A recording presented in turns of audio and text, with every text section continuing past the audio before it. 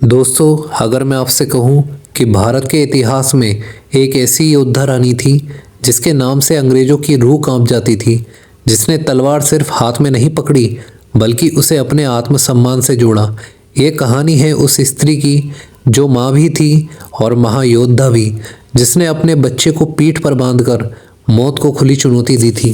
तो आज मैं आपको सुनाने जा रहा हूँ उस रात की कहानी जब झांसी की दीवारें कांप रही थी, तोपों की आवाज़ आसमान चीर रही थी और इतिहास अपनी सांस रोककर देख रहा था, क्योंकि आज झांसी की रानी लड़ने वाली थी। तो ध्यान से सुनिए, क्योंकि ये सिर्फ कहानी नहीं, ये है शौर्य, बलिदान और आज़ादी की पुकार रानी लक्ष्मीबाई।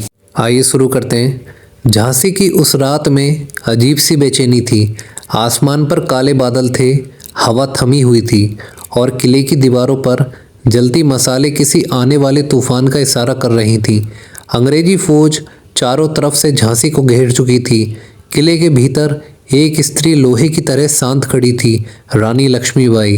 पर क्या सच में वो शांत थी, या उनके मन में कोई ऐसा राज था जो दुश्मनों को तबाह करने वाला था? दरबार में सबकी निगाहें रानी पर टिकी थी। सेनापति ने धीमी आवाज में कहा, रानी साहिबा, अंग्रेजों की सेना संख्या में हमसे 3 गुना ज़्यादा है। कुछ पल की खामोशी छा गई, फिर रानी ने तलवार उठाई और कहा, संख्या से युद्ध नहीं जीते जाते सेनापति, युद्ध जीते जाते हैं हौसले से।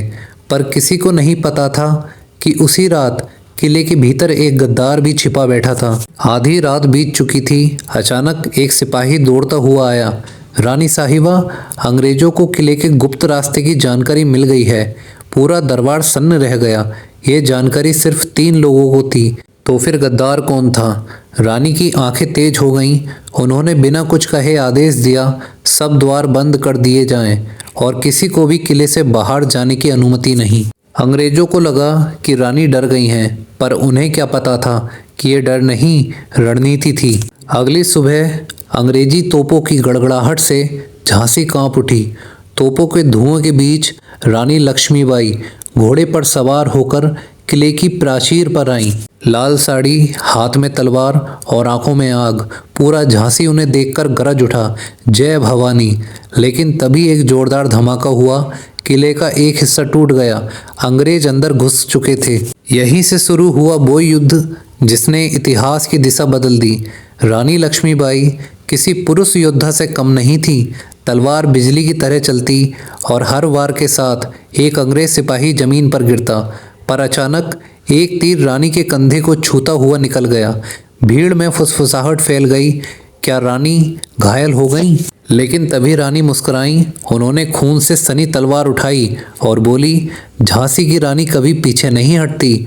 इसी बीच गद्दार पकड़ा गया। वो कोई और नहीं बल्कि दरबार का ही एक आदमी था। रानी ने उसकी ओर देखा और बस इतना कहा, तुमने झांसी को बेचा पर इसकी आत्मा नहीं खरीद पाए। उसी क्षण युद्ध ने और भयानक रूप ले लिया। जब हालात और बिगड़ गए तो रानी ने वो फैसला लिया जो आज भी लोगों को सिहरन दे देता है। अपने छोटे बेटे दामोदर राव को पीठ से बांधकर रानी ने किले से छलांग लगाने का निश्चय किया।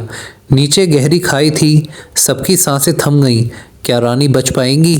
अगले ही पल घोड़ा हवा में था और फिर इतिहास ने देखा कि रानी लक्ष्मीबाई मौत को भी चुनौती देकर निकल गईं।